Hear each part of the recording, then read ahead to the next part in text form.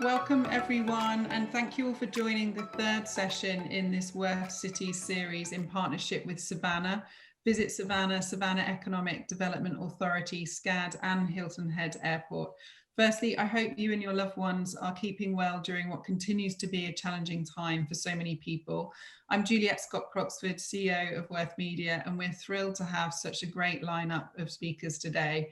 Welcome to Joseph Marinelli, President of Visit Savannah, Trip Tollison, President and CEO of Savannah Economic Development Authority, Vanette Goodwalker, owner and operator of Footprints of Savannah Walking Tour, and also a warm welcome to our moderator, Worth's Editor-at-Large, Richard Bradley. Hi everyone, a very warm welcome to you. Hello, Juliet. Thanks, Juliet. Hey. Good to be here. Thank you. It's great to see you all. Our intention at Worth is to create conversations that help inspire and inform our community, many of whom are investors, entrepreneurs, and business leaders across the country who want to leave a positive impact on the world and to help create a more inclusive and equal economy for the benefit of everyone. And we call that Worth Beyond Wealth. So we hope you enjoy this session today. Cities across the world have been impacted by the recent crisis, and the responses and resilience of cities has varied significantly. Savannah has a huge wealth of history and is riding a wave of economic, social, and cultural progress, bringing visitors and businesses from around the world. So we're delighted to bring together some prominent voices from the city today. Joseph Marinelli, President of Visit Savannah, Trip Tollison, President and CEO of the Savannah Economic Development Authority, and Vanette Goodwalker, owner and operator of Footprints of Savannah Walking Tour, to share their perspectives on how Savannah has charted its growth and what lessons does its story hold for struggling cities in the era of COVID-19. A few housekeeping rules before we get started. Many of you will be familiar with this format by now. This is a conversation and a discussion, and we really do welcome comments and questions from you, our community, and everyone that's listening. I see someone already, Carrie, has shared that we love Savannah. We love Savannah too. So thank you for that. Let's keep those comments and questions going. If you use the chat function at the bottom of your screen, you can type in any thoughts or questions you have for the speakers. We can either unmute you or we'll weave it into the conversation as we go. Without further ado, Richard, I'll hand over to you to introduce our speakers and to get the conversation started. Juliet, thanks. And welcome to everyone who's joining us today. I'm sure there are some folks out there who know Worth well and some who may not yet. Welcome again and thank you. We hope you'll get to know us a bit today and in the weeks and months to come. Worth has been reporting on and writing about American cities for the better part of the past decade. It's one of our editorial franchises, and sometimes people are surprised by that and ask us why. And the answer is that cities are really the engines of the American economy. A lot of people don't realize just how important they are for that, but the top 25 metro areas in the United States constitute 50% of the gross domestic product of the United States. Not only that, but cities are centers of innovation, of culture, of philanthropy, of entrepreneurship. And for the past decade, they've been where more and more Americans, both younger and older, want to live. It's been a great decade, at least until recently, for American cities. So obviously coronavirus has challenged all that. The same density which results in such creativity and productivity also makes cities vulnerable to an infectious virus. And in cities across the country, you know, there's going to be a human and economic toll that's going to take a long time to recover from. But the truth is that not all cities are equally affected by the virus, and some have done better than others, and some are positioned to do better than others once we have a coronavirus vaccine, hopefully soon. And things can return to a relative normal. We don't know what that's going to look like. At Worth, we've been trying to explore that question for some months now. But we do want to talk about that. One of those cities that we think is well positioned is Savannah, Georgia. Now, many folks may know Savannah from visiting there. In particular, its beautiful 22 historic squares, the only city that's laid out in that way in the country with a historic plan like that.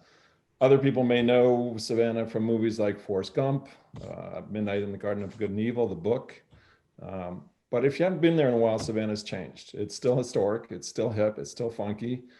The people are as friendly as ever.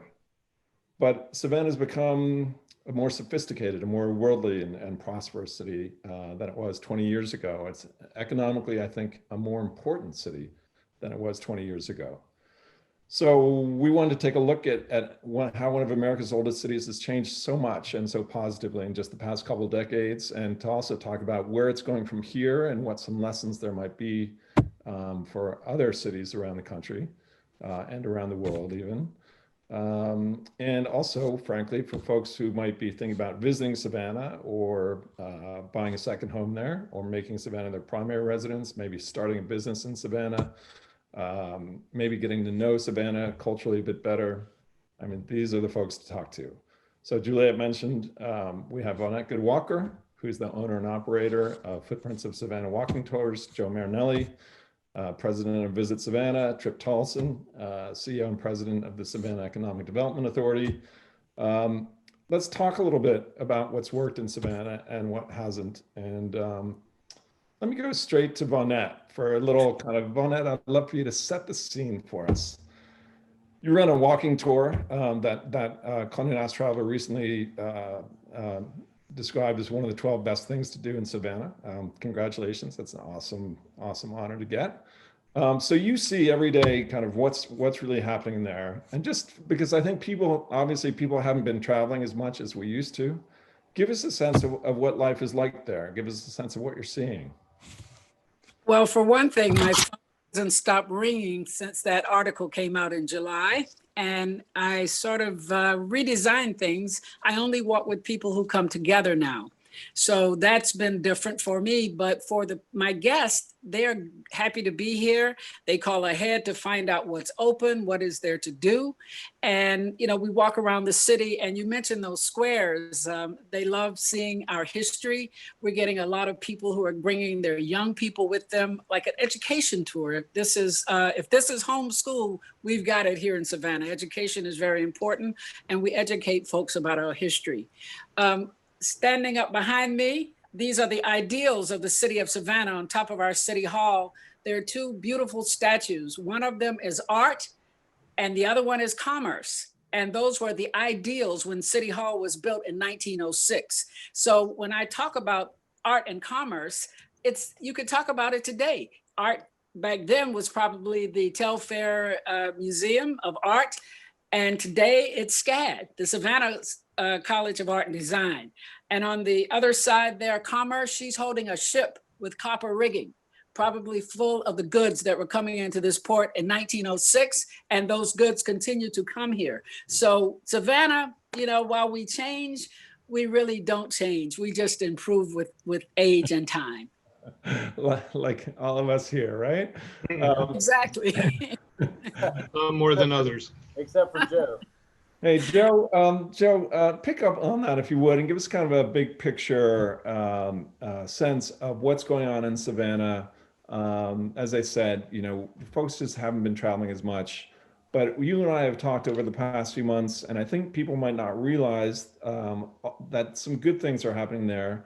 And then if you don't mind, take us back a little bit, because I'd really like for you to contrast what's happening now versus say what happened. You've been there, you're going on 20 years there. Tell me a little bit about the before and after.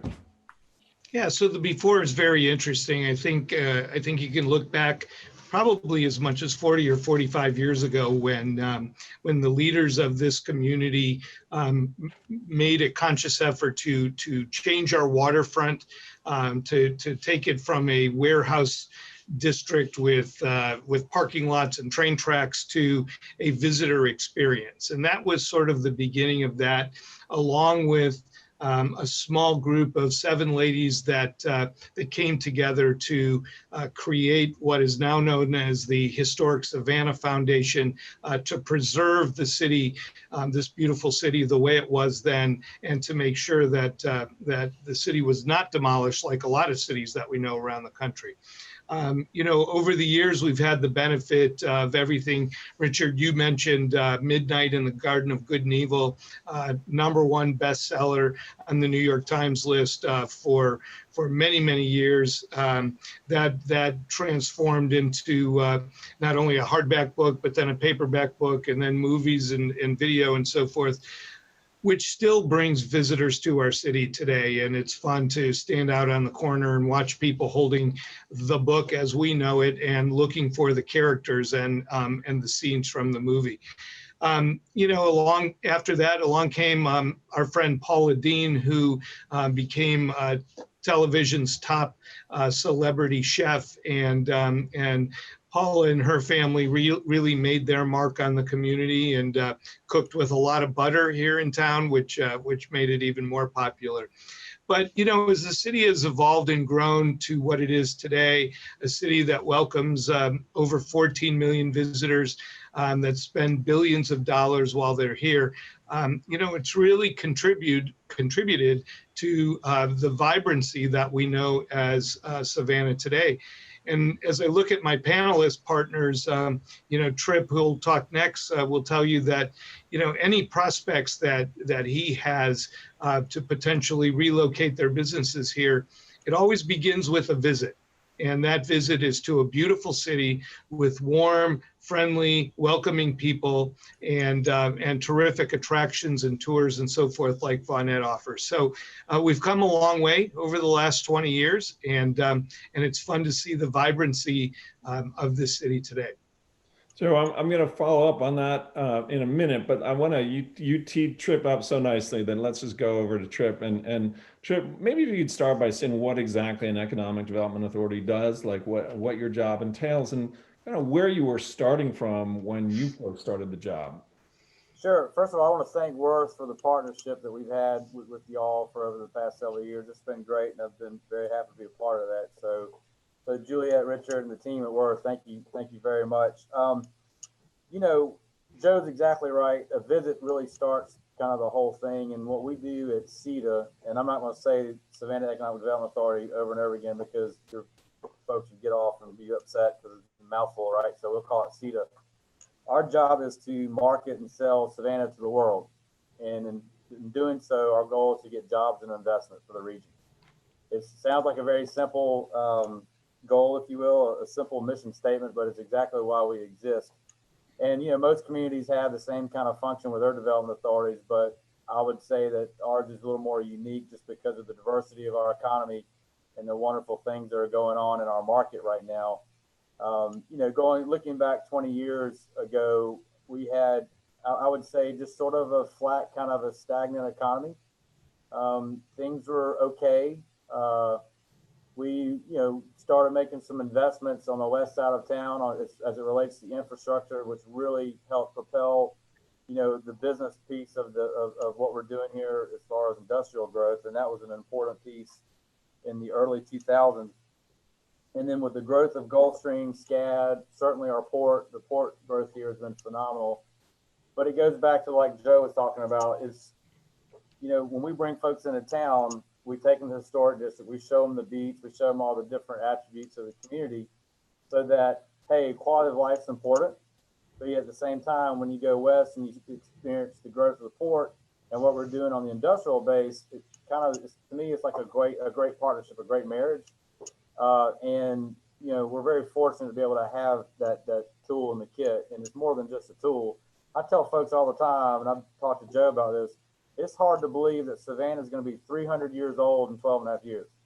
So when you think about that, in February of 2033, we're going to have a gigantic birthday, right? That hardly any other communities are able to celebrate in the United States. And we take that very seriously. And I think that as we prepare for that, we've got a lot of good things to talk about. Hey, Tripp, do me a favor if you would, and just put Savannah in a little bit of a geographic context, because I know here you have a city that's about 150,000 people, right? A small city. And yet you guys are maybe the second most important city in the state economically. Can you talk about how much it makes a difference to be connected to Atlanta, to be in Georgia, to be in the Southeast? All these things have something to do with why Savannah is growing economically, right? Yes, thank you. So when you look at Georgia as a whole and you look at the unprecedented, it's really hard to comprehend the growth in the South, right? When you look at where the South was 20 years ago, 30 years ago, what makes Georgia key that nobody can argue with, Georgia, the state as a whole, is the gateway to the South. You've got the world's busiest airport in Atlanta. You've got the fastest growing port in Savannah, third largest port in the United States. And oh, by the way, the largest exporter in the country out of our port. You know, we serve not only a function for the state, we've got goods coming and going from all over the South. And with the growth of our airport and the things that are going on, just when you think about logistics as a whole and all the planning that we're doing and all the road improvements that have been made, you know, maps, we could talk about this for hours. All the investments that are going on in our region have really propelled Savannah and our outlying counties to be, you know, to create these great accolades that we've been so fortunate and blessed to experience. People don't realize we have the #1 industrial real estate market in the country right now. And that is because of great planning, the growth of the port, the things I talk about being gateway to the South, to your point, Richard. And, you know, what we've got to do is cultivate that, maintain it, and make sure we take that in the same direction and grow it and do all those wonderful things years to come. So I want to jump in and say we're getting some great comments, and thanks to those folks who are doing it. About 50% are from people who say they love Savannah and they want you all to know that.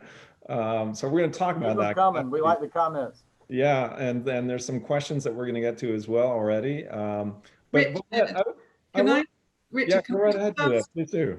Something I just thought is an incredible stat, and Trip, I don't know how recent this is, but the fact that you're the largest exporter in the country, how recent is that, and how much has COVID had an impact on that in terms of, I guess it's exporting and a link to e-commerce as well, right? So on the exporting side, in July, we hit that unbelievable threshold of being the #1 exporter. Again, it's agricultural, forest products, paper products. You know, we have such a diverse export relationship. And, you know, ships love coming here full and leaving full. And we have such a great balance with import export, you know, the ratio here. And that has really helped us, or at least carried us to really take advantage of the exporting side. We've always been at that maybe 45, 46% import versus, you know, the balance being exported. But now that's doing it's turning around.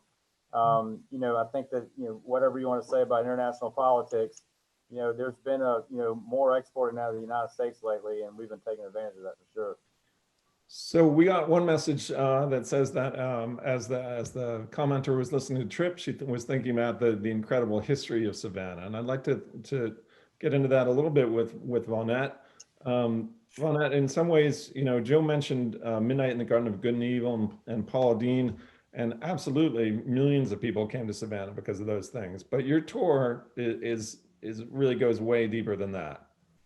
Absolutely. I'm so glad you asked that question. That's why I pulled up behind me the Savannah Cotton Exchange. You're talking about what's going out of our port today. As early as 1825, cotton was leaving this port, and it's still leaving today from what I understand. However, in 1886, following the Civil War, this building behind me was built there. There was nothing on that site at the time, and this building came up out of the ground as somewhat of a nod to the progress of Savannah and its shipping, you know, of cotton all over the world at that time. Early on, trading with the British.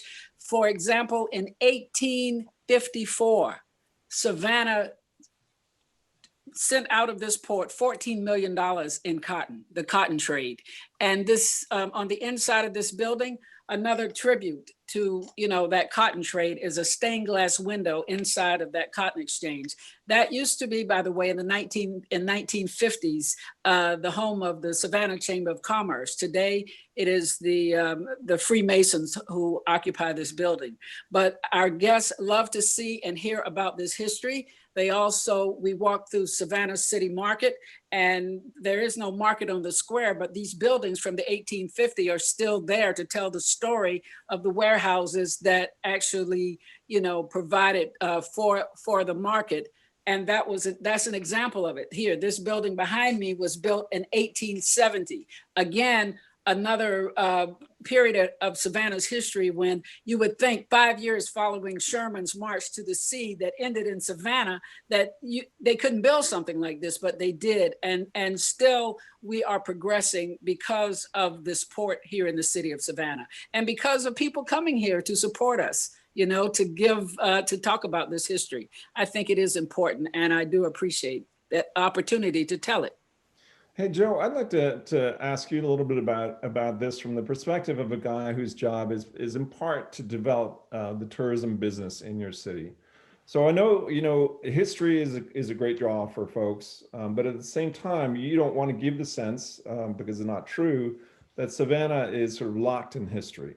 That you want to say it's a town that's both historic and modern, current, cool.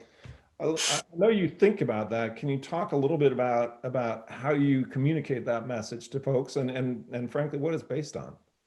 Yeah, it's definitely, thank you for asking that, Richard. It's definitely a balancing act, because we truly, as Vonette has talked about, we truly have one of the most beautiful historic cities in the country. You know, unlike other destinations, everything you see here is authentic and real, and really in human scale to a large degree. So so balancing that with today's the interest of today can be a challenge.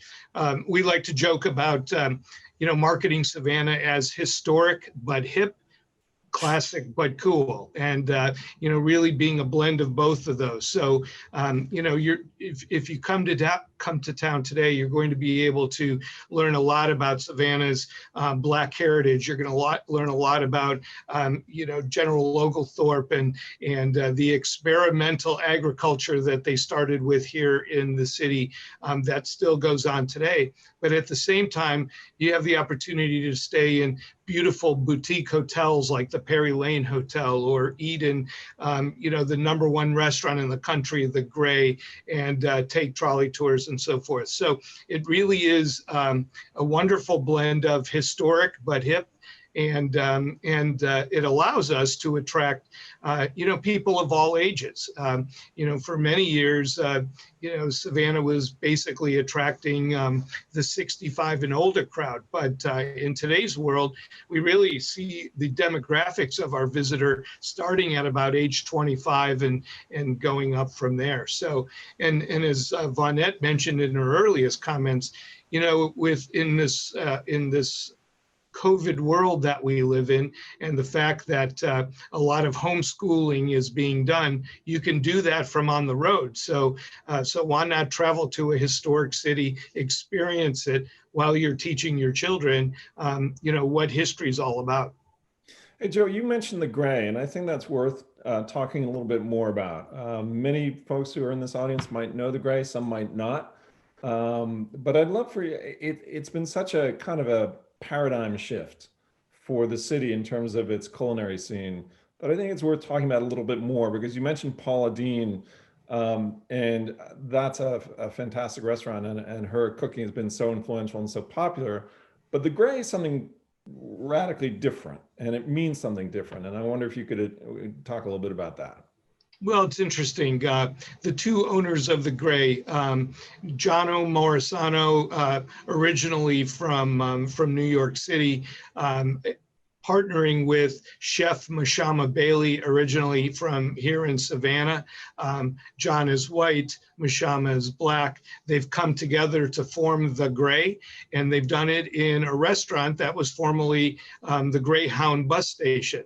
And so they've invested a tremendous amount of money to restore this old bus station that has had many lives over the years, to arguably one of the top restaurants in the country right now, that really showcases Chef Mashama's culinary skills and her professional culinary training from New York City, and blends that with the taste of a coastal cuisine down here in the South. So they've worked hard to put a special product together. They produce a service level that is unmatched anywhere in the Southeast, and it's really become quite a popular destination for us. Mm-hmm. I think the Gray has created this buzz about the Savannah food scene, and people want to come just to try that restaurant, and then they'll find that there's this diversity of restaurants around the city that maybe they didn't expect, with a greater kind of culinary breadth than just kind of the Southern cuisine that is great and is there already. Yeah, I agree, Richard. I think 10 or 12 years ago, people came to visit Savannah to see Savannah and discovered that we had terrific restaurants in town. Today, people come to Savannah to really experience our culinary experience here in town and the coastal cuisine that places like the Gray and others showcase. Hey, Tripp, I want to ask you about another Savannah icon that that people may not even realize is in Savannah, and that's Gulfstream. People sort of know Gulfstream by reputation. If they fly it, they know the excellence of its products. But because you fly in Gulfstream planes all over, you may not know that Gulfstream's headquartered in Savannah. And that's a little bit of a different image than say a great hotel or a great restaurant. I wonder if you could talk about kind of the impact that has in terms of your work and your ability to kind of go out there and sell economic development.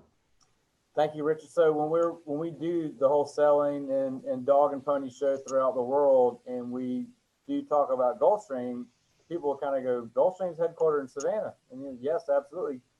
And they start to connect the dots with 10,000 employees here in the Savannah region that work at Gulfstream. And then when you think of the product that they make here, from the 700 all the way down to the 600, 500, the 650, we're talking about the cream of the crop when it comes to business aviation, right? And the fact that it's made here, and that the fact that we can produce the world-class talent from a workforce development perspective right here in Savannah that's going to work for Gulfstream, companies see that. They see that Gulfstream's the largest aerospace company in the Southeast. And, if they think that, hey, if Gulfstream can hire that kind of workforce and have those kind of unbelievable employees, then we have the same opportunity to do it with our company. Yeah, Tripp, I just want to pause you there because you said the largest aerospace company in the Southeast. And Right. I think that may surprise people a lot because you think of private jets as a niche market, but of course it's a very big niche market. That's right. And of course, when I think of aviation in the Southeast, I tend to think of Delta because anyone who's flown through Atlanta Airport thinks of Delta. That's correct. That's a pretty big deal. Absolutely. So Delta is a commercial aviation company. When it comes to aerospace as a whole, Gulfstream has the full package. They have the research and development here. They have their headquarters here. They have the maintenance. They have everything, aircraft manufacturing. And so all of it's right here in Savannah. And we get a tremendous amount of attention from that. It may not be the same attention that Joe's getting in the historic district or Tybee Island or going to the south side of the community or River Street, but from an industrial piece, it really is a beautiful story to tell, because when you go back to 2005, 2006, Gulfstream's doubled in size in 15 years. And not only did we do it in 15 years, a lot of that growth occurred during the greatest recession that we've ever had. And, that story alone from an industrial side of the conversation really gets attention. It really shows people throughout the world that this is going on in Savannah. And that's the story we try to tell all the time. So if they still had that notion of Savannah as kind of the sleepy, charming southern town, right, which is all true except for the sleepy part, that no longer sleepy. Hey, Vonetta, if come on back. The tourists walking to the electric club. Yeah.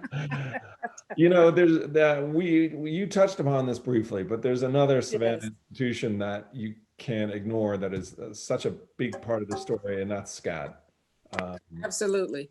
And I'd love for you to talk a little bit about that, because one of the things that is remarkable about Scad is that it is now in something like 100 buildings in Savannah now. And Scad, as some people may not know this, but Scad does not have a traditional campus. There's not like a central freshman quad or anything like that at Scad.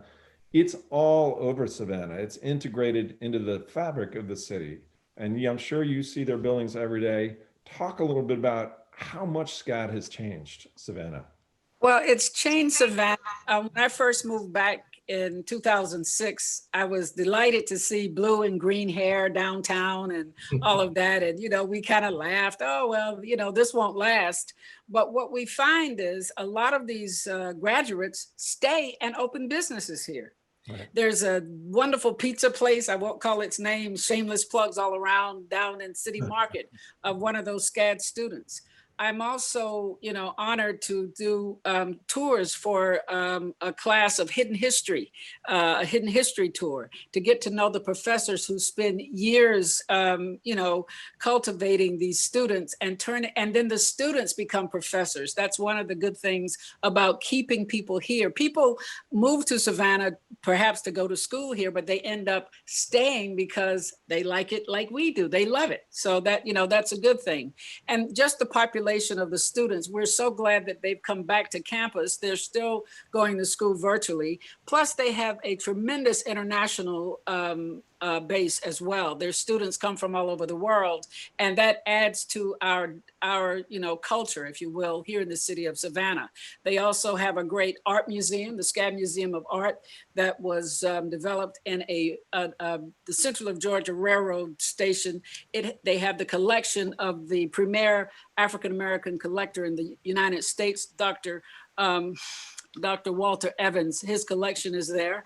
And so, you know, the Jacob Lawrence Lecture Series. So it offers a little something for everyone. Mm-hmm. And one of their buildings, the Ginn Library, was where the first sit-in in the Civil Rights Movement was held here in the city of Savannah in 1960. And in 2016, there was a big, you know, celebration, if you will, of putting up a plaque on the side of the building to commemorate that. And of course, SCAD was behind that. So we thank, you know, Paula Wallace for everything that goes on there. Yeah, Bonnet, you mentioned the Scad Museum of Art, and I think that's worth kind of pausing on for just a second. It does have that incredible private collection you mentioned, but it's also kind of that distillation of what Joe was talking about, that blend of historic and hip. And I don't mean that in a superficial way, because it really is both those things. The Scad Museum of Art was an abandoned and sort of crumbling railroad depot dating back to 1853.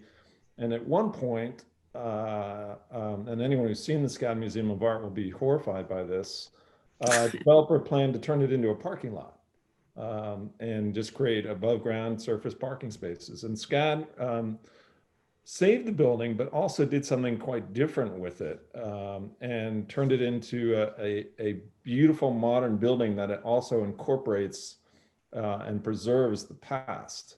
And so, Joe, I wonder if you could talk about, you know, from the visitation point of view, how important is SCAD in attracting people to come see Savannah, and in terms of being able to sell Savannah and say, this is a cool city. Look at what we've done with historic preservation, and but not being locked, frozen in time.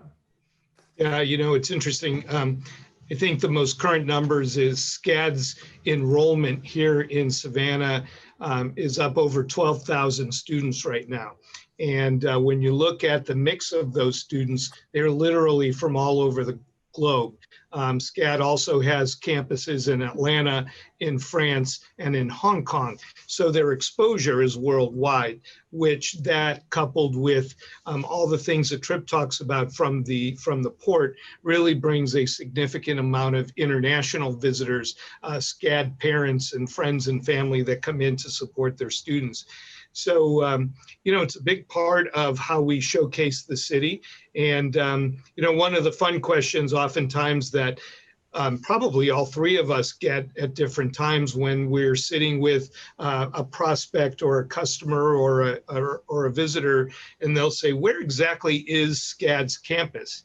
And we say, well, you're sitting in the middle of it right now. And, you know, those 75 buildings or so that SCAD has restored or renovated here in the historic district are really what makes this city, you know, that along with all the nature from the live oaks and the Spanish moss and so forth. But, you know, those dozens and dozens of restored buildings throughout the historic district really are the lipstick on a very, very pretty lady here. So so Scad really represents us very, very well, not only locally but around the world. Hey, Trip, we haven't talked about one kind of important industry that you all work on a lot. Just kind of tangentially, we mentioned Midnight in the Garden of Good and Evil. We didn't mention, I don't think, Forrest Gump.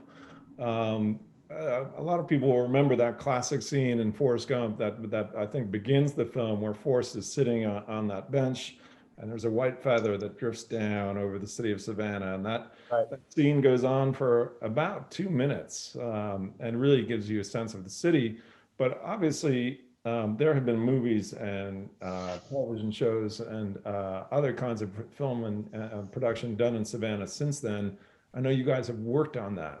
Can you talk a little bit about that? I know I'll give you an example. The other night I was channel surfing and I came across the most recent version of Baywatch, the movie which stars The Rock. And I think a lot of people don't realize that was shot at Tybee Island in Savannah. And that would surprise people. But that's not an accident. You guys have worked on that. Wait a minute. So that was The Rock? Because we were always under the impression that was Trip. But so that clears that up. Thank you, Richard. We Sarah's run back since then, Joe. I was a stunt double. Wanted you to clarify, right? Thank you for that. Thank you. So the state of Georgia a while back passed on a very lucrative, very handsome film tax credit that no other state in the country has, right? And this incentive became sort of the benchmark for other states throughout the country as far as doing something with entertainment production. So what we did a few years ago is try to enhance that and created our own incentive, because at the end of the day, we always hear from entertainment production that movies is 90% business, 10% show business. And what we've done in Savannah, we've created a film commission, a film office that has been very aggressive in trying to go out to the production companies and show them about Savannah and let them learn that we can pretty much do just about any backdrop you want here, except for, cold weather and mountains and things of that nature. But we've been very successful about that. And the fact that we have somebody on the ground in Los Angeles who basically handles our marketing that we employ to sell Savannah has really paid big dividends for us, because, obviously with COVID, it's changed some of that landscape that we're experiencing right now, but we're slowly but surely getting back to work. We've done, every year over the last few years, we've doubled the amount of work that's been going on here in entertainment production.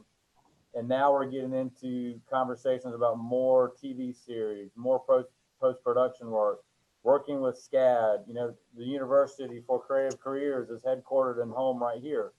And they bring an enormous amount of talent to what's going on in the Georgia Film Academy. We've got some great announcements coming, hopefully within the next several months, about soundstage development.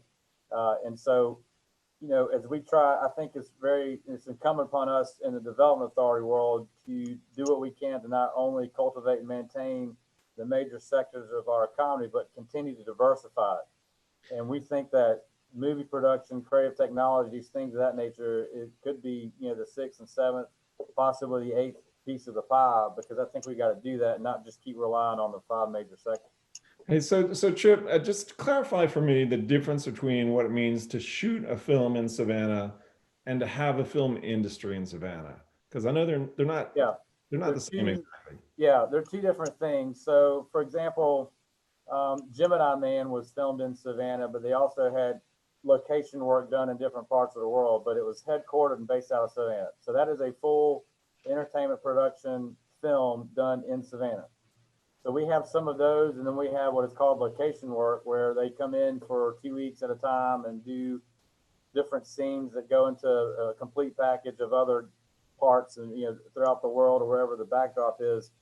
To have an industry here, you got to have the hardware and infrastructure to support the industry, and that's what we're trying to plus up on our end, is having the sound stages so that you get the TV series, have the different infrastructure so that companies, you pick on them, Sony, Warner Brothers, you name it, so they can come here, set up shop, and not leave.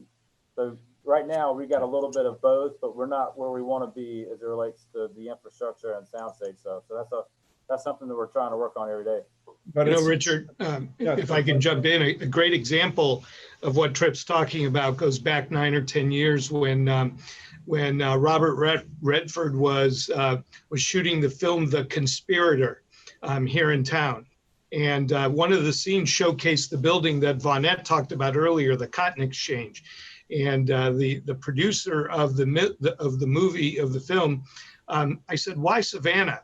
And he turned and pointed at the Cotton Exchange building and he said, "You see that building right there?" I said, "Yes, sir."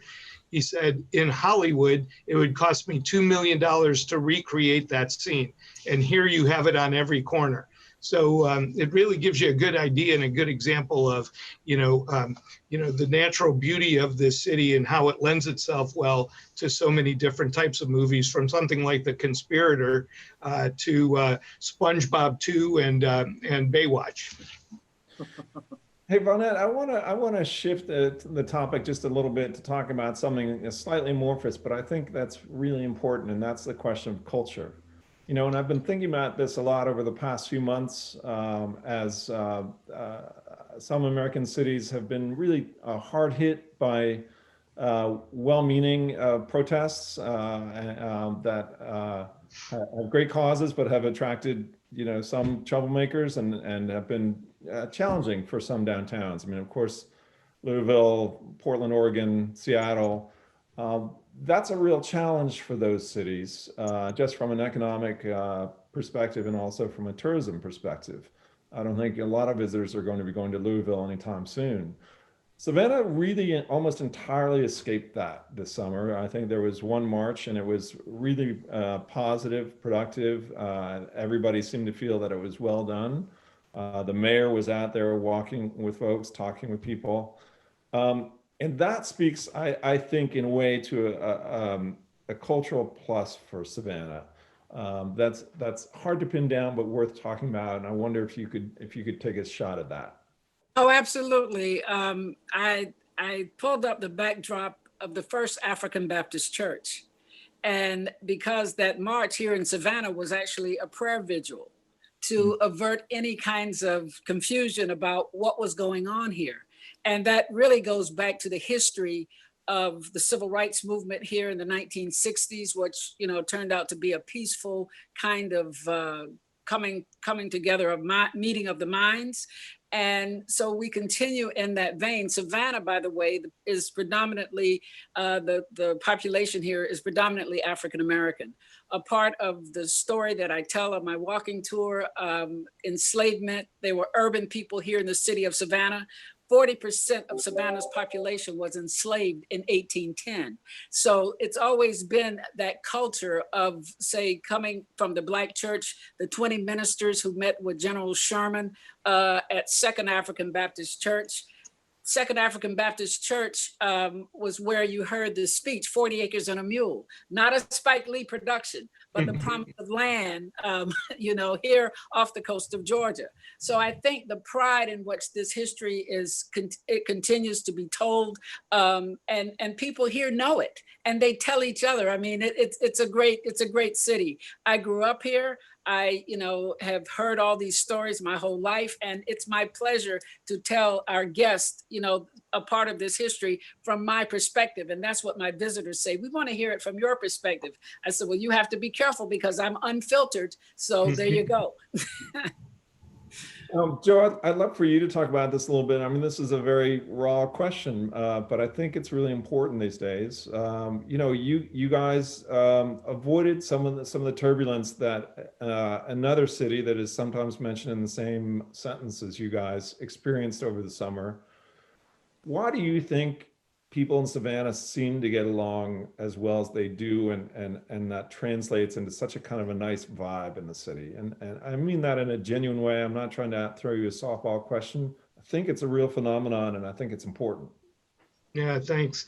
I'm not originally from here, but I've been here for about 13 years. And, the very simple answer, and I hate to be cliche, but there's a true, genuine Southern hospitality here that makes a difference. The sun shines here all the time. The weather's pretty perfect most of the time.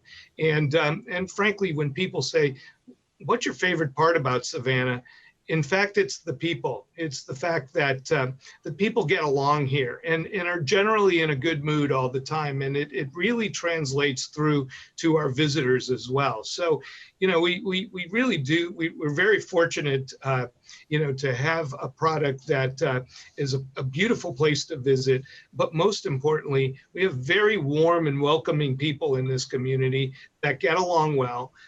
You know, our business community works well with our elected leadership and our civic leadership, and you know, Tripp talks about it all the time. But you know, we're all marching in the same direction here, and that doesn't mean we don't disagree or arm wrestle from time to time. But the fact of the matter is, we all can see where we want to go, and I think that Southern hospitality transcends all of that together. Great. Interesting. So I know we have some questions to get to, and there's some really good ones. Juliet, did you want to unmute one of our guests to ask that question, or would you like me to just pass it along? Let's unmute. I was smiling at the reference to Forrest Gump because the last time I visited Savannah was with my mother, and we sat on that bench, and it's my mother's birthday today, so it made me smile and think of her. I have one question, and then I think let's go to Carrie, and then we'll go to Tiago. On real estate, and a lot of the Worth community that we've been speaking to are moving around, and a lot of people we're seeing move out of New York City, Chicago, some of the other big cities. Are you seeing more people be attracted to living in Savannah? And I know there's a few questions around that, and how are you attracting people? Tripp or Joe, would love to get if I may throw in also, is there any kind of, are you trying to attract people? Is there any work from home thing that you're doing to help people? Are there any incentives you're offering people? So at least from CETA's perspective, we are offering $2,000 for folks in the creative space that want to move and live in our community. There's been a lot of press about that. If you Google that, you know, move to Savannah, $2,000, whatever. So we're trying to bring that talent here.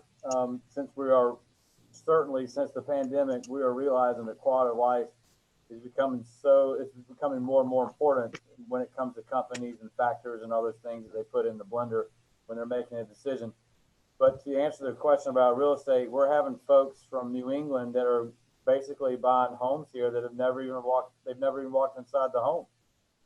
That is not uncommon anymore, and we're seeing that all over the city. We're seeing that in our neighboring counties, especially when folks are interested in waterfront, marshfront type properties.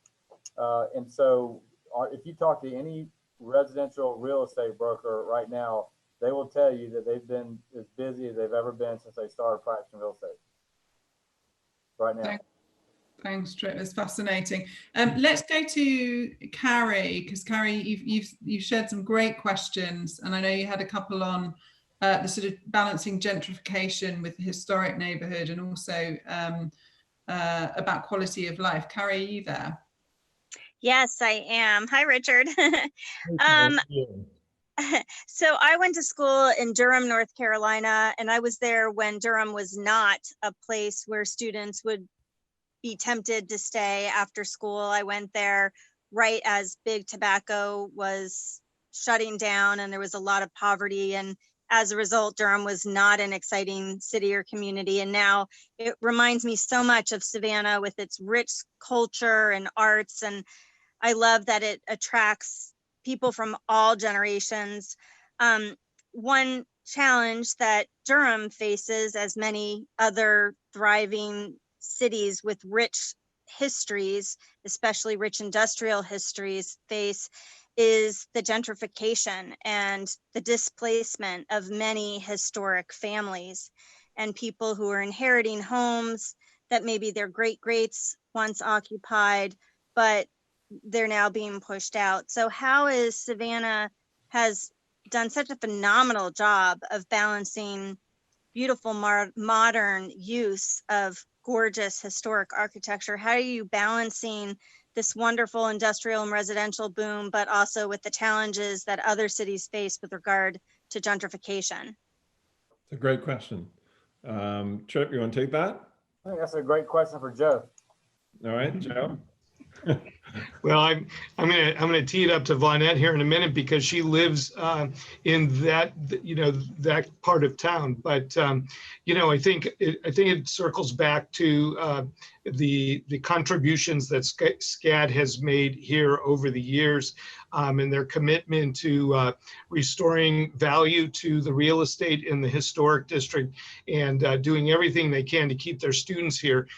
Tripp and I participated in a workshop with SCAD students where they indicate 75% of them indicated that they wanted to stay in Savannah and start their businesses here. But then, that blends into the quality of life and the affordability of housing and so forth. So Vonette, I know that that touches your part of the neighborhood. Not only does it touch that part of the neighborhood, but I am a preservationist.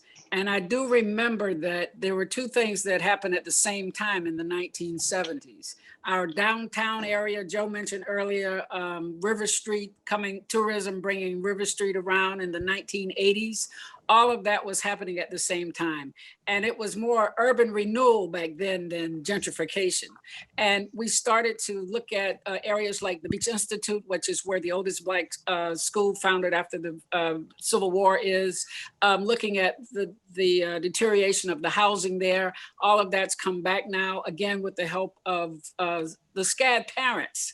We have to mention them because a lot of them come to Savannah, bring their children, and then they buy up, they may buy a home here, renovate it, and that becomes added to, our historic district. So I think the edges of town is probably where, what you're looking at, where the Black community was historically, and primarily it is still there, even in those neighborhoods, the area where I grew up.